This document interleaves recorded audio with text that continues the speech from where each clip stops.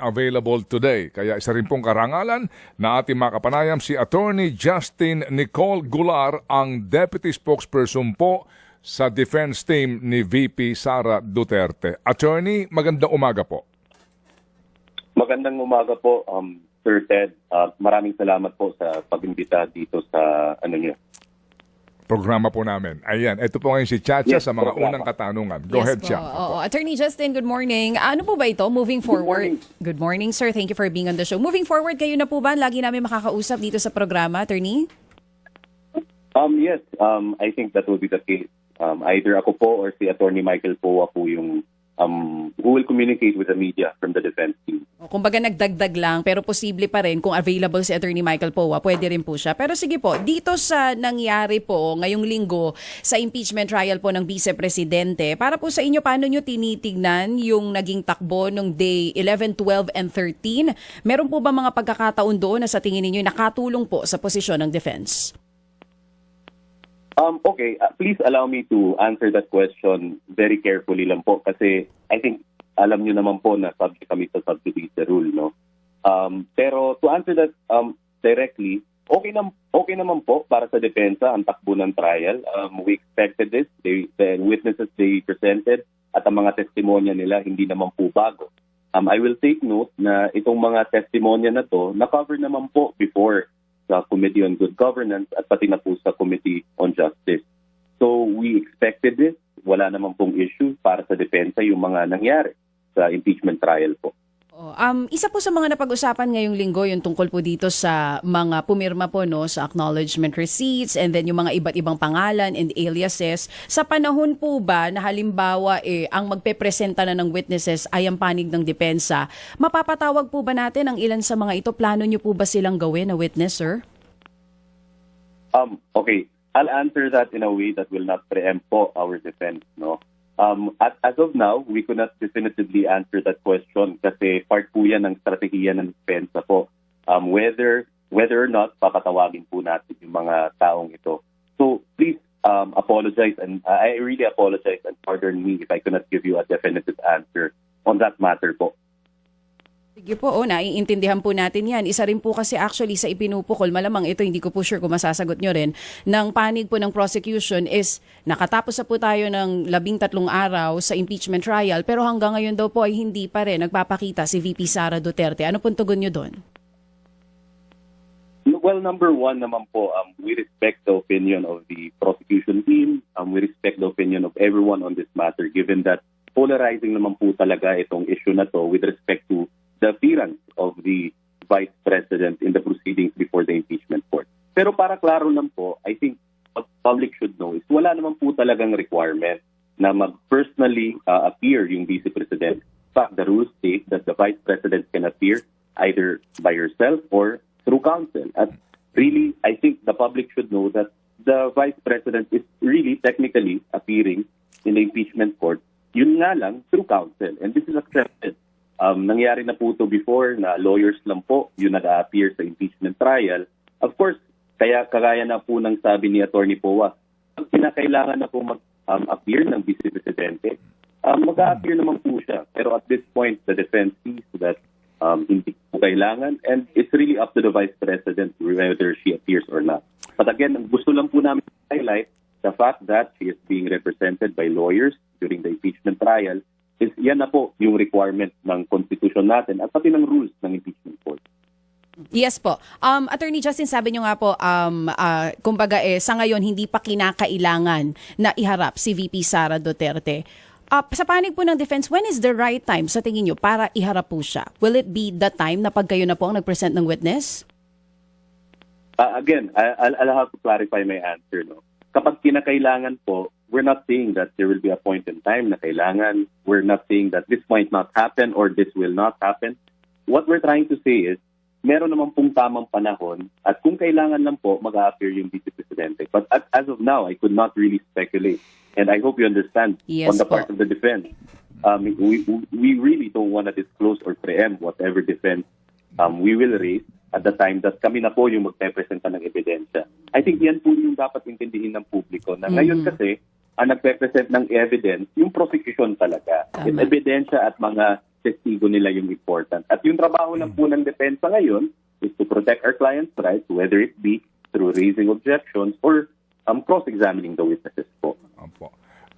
Sir Attorney Justin, nito hong nagdaan nga na talakayan at paghaharap po ng testigo ng prosecution sa particular na Article 1 na ito, no? Na sa mga articles of impeachment, napansin po ng inyong lingkod na wala namang ho kayong question, di po ba? Wala hong debate doon sa inilabas na notice of disallowance para po doon sa OBP fund in 2022 amounting to 73.2 million pesos. Is that correct? Yes, that is correct, Sir Ted. Okay.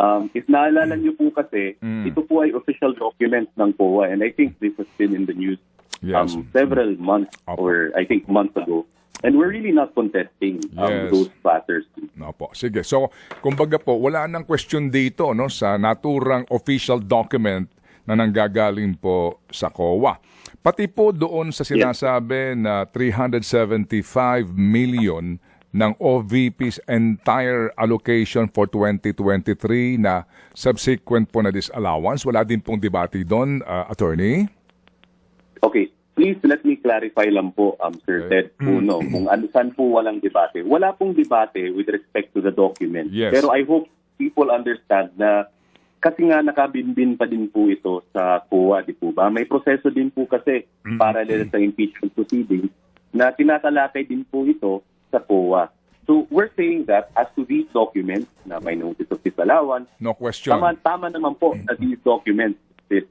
Okay. But as to, the merits of these disallowances, of course, nakabinbin po yan sa COA and tinatalakay din po sa impeachment court. Okay. So that is my point now. I'm just laying the predicate po, attorney. So wala nga pong question doon. Parang yung video ni VP Sara, walang question sa authenticity, di ba? Wala nang debate doon.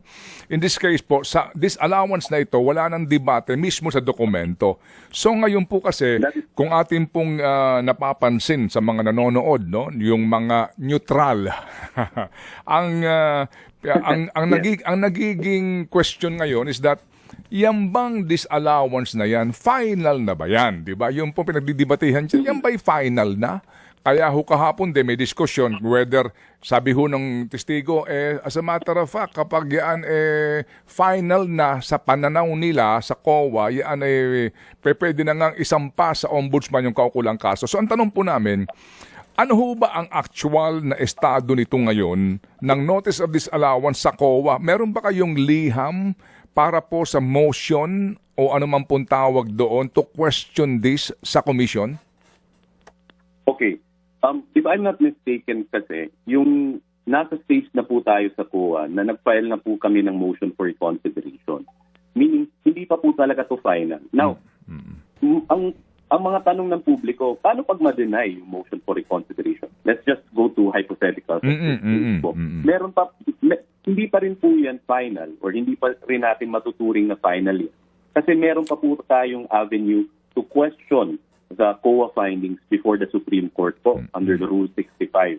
So really at this point, and I hope I'm not venturing into sub judice, I'm just being factual na lang naman po dito hindi pa po talaga final yung findings ng COA.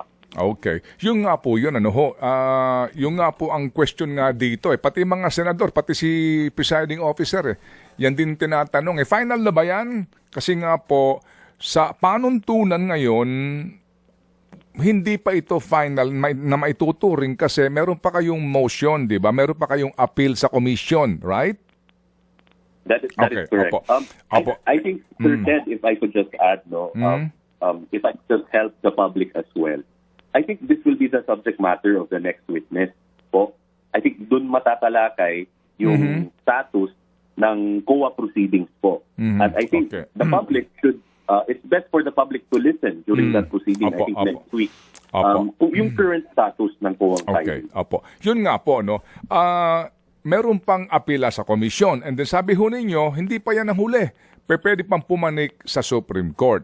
Pero ang sabi nga nung mga abogado doon sa impeachment trial na dalawang bagay lang yan, ang maaring grounds nito sa Supreme Court, yung abuse of discretion o kaya yung pagkakait ng due process, 'di ba, sa subject sa nasasakdal.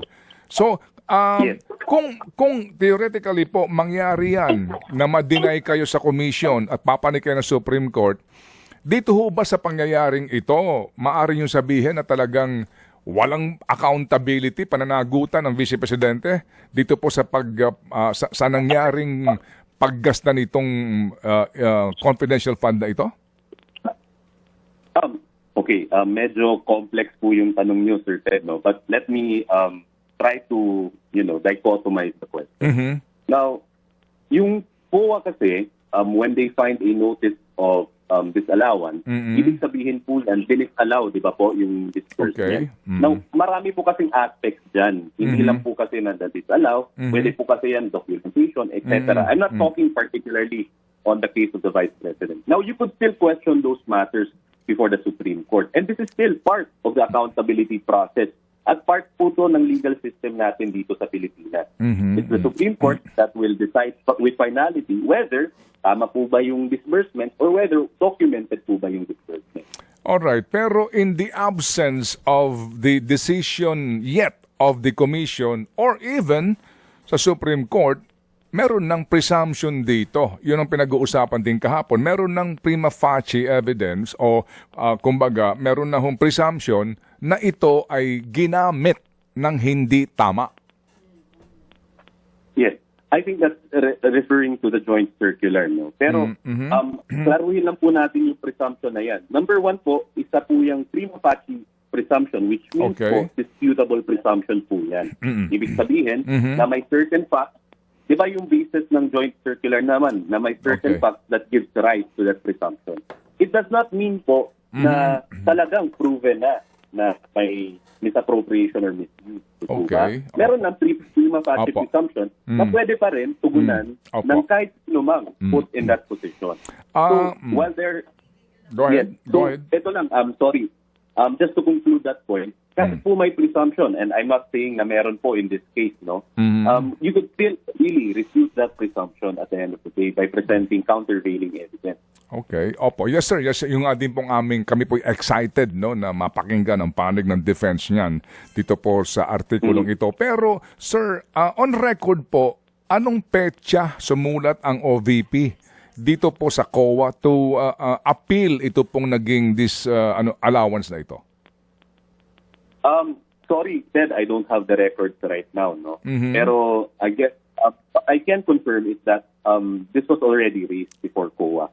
I can't give you the particular date, but I do remember file na po tayo ng motion for reconsideration. Opo, pero kahapon parang hindi ko narinig yun. Meron bang diskusyon kahapon? Kasi usually itong mga neutral na mga senador, may kopya niyan ng mga ganyan pong uri ng mga kumbaga kung meron pang motion ang tanggapan ng OVP. Meron talagang motion kasi dito po sa artikulo sinumiti po na articles of impeachment, dito po talaga ang sinasabi nga nila sa kanilang aligasyon dito, no? Oo, na ang binabanggit nila dito